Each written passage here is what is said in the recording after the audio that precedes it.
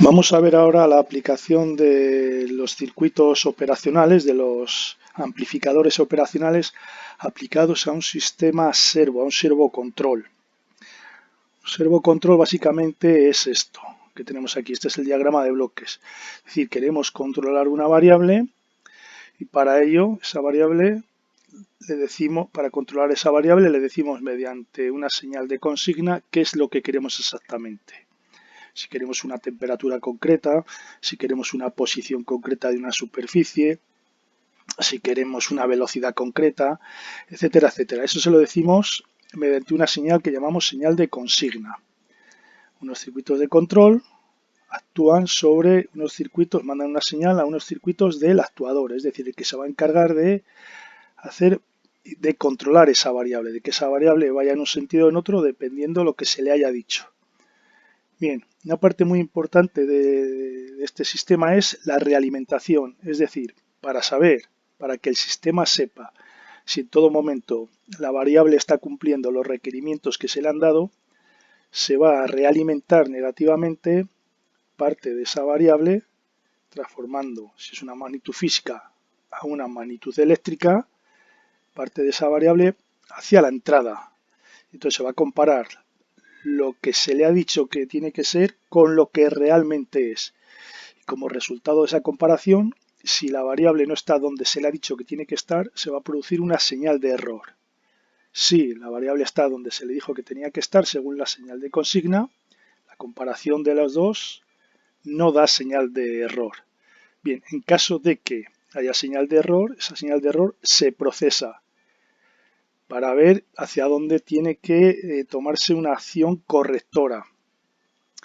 Y una vez procesada esa señal, se le manda una orden al circuito del actuador para que ese actuador realice la acción correctora de tal manera que devuelva la variable a su estado de equilibrio, es decir, a lo que se le dijo que tenía que ser, para que a la hora de realimentar la diferencia entre lo que se le ha dicho y lo que es en realidad sea cero, es decir, desaparezca esta señal de error. Bien, bueno, pues vamos a ver la circuitería electrónica de la parte de comparación y control que se utiliza para realizar esta función.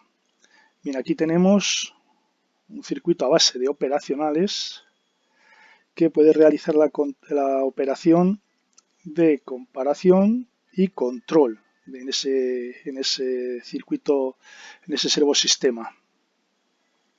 Bien, en este caso lo que tendríamos es la señal que viene realimentada, la ponemos en este terminal y la señal de consigna se la damos a través de un potenciómetro. Por supuesto, esta señal realimentada es una señal eléctrica. El transductor lo que ha hecho ha sido convertir, si era una magnitud física, una velocidad o una posición o una temperatura, lo que fuera, lo ha transformado a una señal eléctrica que pueda ser comparada. Entonces, como vemos aquí, esa señal que viene de la variable que hay que controlar se compara con la que yo le he dicho que tenía que ser. ¿Y eso cómo lo hacemos? Pues lo hacemos mediante un circuito restador. Si recordamos, el circuito restador lo que hacía era restar, dependiendo las resistencias que van a determinar la ganancia, restar el voltaje que yo tengo en este caso en la entrada no inversora con lo que tenga en la entrada inversora. Y eso me va a dar un resultado. Bien, si a la hora de restar estas dos magnitudes se produce una señal es porque es diferente lo que está pasando a lo que yo indiqué que tenía que pasar. Por lo tanto, aquí voy a tener una señal de error. Bien, esa señal de error la voy a mandar a tres circuitos. Este circuito, aquí abajo, también es un circuito que hemos visto. Este circuito se designa como proporcional. Y como vemos, es un amplificador inversor.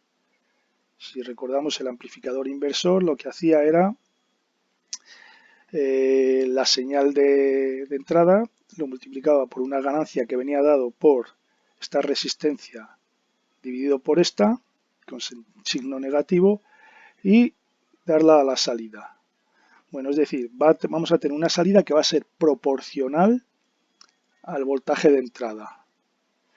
Entonces, esa señal de salida va a ser proporcional a la señal de error. Cuanto más error haya, más salida vamos a tener. Cuanto menos error haya, menos salida vamos a tener. Entonces, este circuito se va a aplicar a otro amplificador, como vemos aquí, también inversor, cuya ganancia sería la RFS, es decir, la de realimentación, entre esta que tenemos aquí, que es donde está aplicada la señal del proporcional. Esto se llama acción proporcional. Como digo, se basa en un amplificador inversor. Bien, ¿qué puede suceder? Que a la hora de aplicar esa reacción, esa acción correctora, debido al error, la ganancia sea tan grande que haga que la acción correctora oscile sobre la acción que yo quiero que sea la estable, que es esta línea azul. Esta línea azul representa el estado en el que tiene que estar la variable. Y la línea roja representa, la curva roja representa la acción correctora. Entonces, si la ganancia es muy grande, la que tiene el amplificador, la acción proporcional, pues puede que se produzca oscilaciones, que con el tiempo se pueden ir atenuando y hasta que se quede estabilizado. En este caso estamos hablando de que es un sistema subamortiguado, es decir, está optimizado esta acción proporcional para obtener una respuesta rápida. De hecho, la respuesta enseguida ha cogido ya el nivel requerido. Este es el tiempo que ha tardado, de aquí hasta aquí, pero no es estable. Vemos que tiene oscilaciones. Bien, lo que se puede hacer entonces es reducir la ganancia de este circuito, de la acción proporcional, para que no sea tan brusca, para que sea un poquito más suave.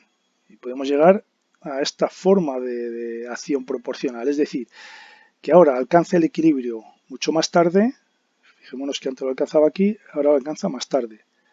Alcanza el equilibrio más tarde, pero cuando lo alcanza, más o menos, consigue quedarse a la par de él. No va a llegar a eliminar el error, pero consigue más o menos quedarse cercano a lo que tenía que ser la condición de equilibrio.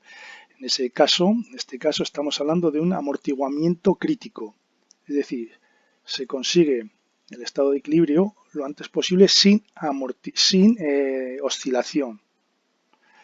Aquí lo que se está haciendo es esta ganancia, esta acción proporcional está basada en la estabilidad.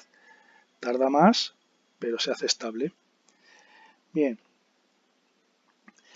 si una vez que tenemos ya el amortiguamiento crítico, que sería el ideal si lo que queremos es estabilidad, seguimos bajando la ganancia, lo que vamos a conseguir de la acción proporcional es que se quede sobreamortiguada, es decir, que se alcance la condición de equilibrio pero tardando mucho más tiempo.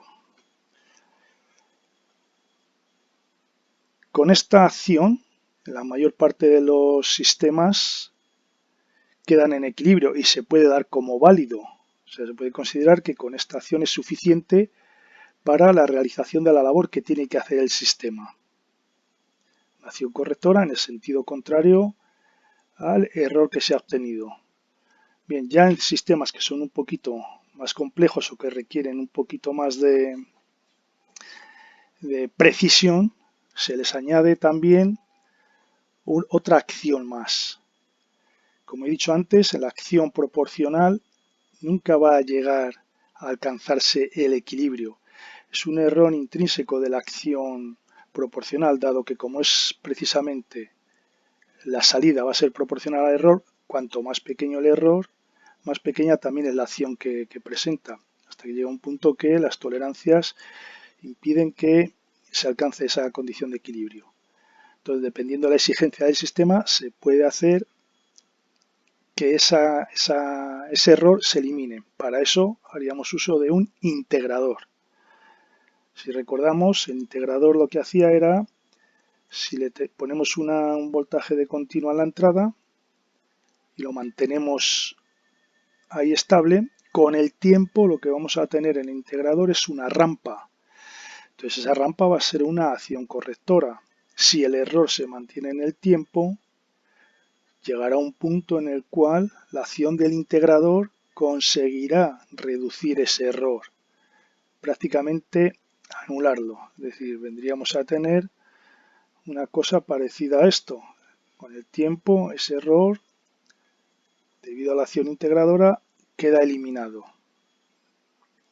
Bien, ya con la acción proporcional y la acción integradora, el sistema ya es bastante exigente. Es decir, si hay que usar dos acciones, se usaría la acción proporcional y la acción integradora. Si hay que usar una acción, pues lógicamente es la proporcional. La proporcional nunca debe de faltar.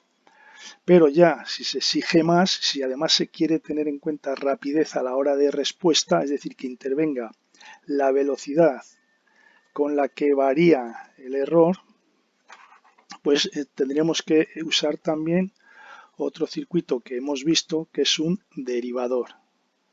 Si nos acordamos, el derivador respondía a las variaciones en el voltaje de entrada. Si no tenemos variación en el voltaje de entrada, la salida es nula. Es decir, aquí el error debido a la acción proporcional no la puede solucionar un circuito derivador, una acción derivadora. Ahora, si hay velocidad de variación, sí que lo puede solucionar. Entonces, el derivador viene a ser como un refuerzo cuando tenemos un integrador o tenemos un proporcional o un proporcional integrador. Es decir, si el integrador tiende a hacer una corrección que en un momento dado se puede superponer a una oscilación, dependiendo la variación rápida que tenga esa señal, entra en juego también el derivador. Aquí tenemos que tener en cuenta que las tres acciones son paralelas, son simultáneas, están ocurriendo a la vez. Entonces, para evitar que el integrador en un momento dado su acción se acumule con la del proporcional y produzca una sobreoscilación, lo que entraría en juego el derivador cubriendo o ejerciendo una acción correctora sobre la acción que ha hecho el integrador.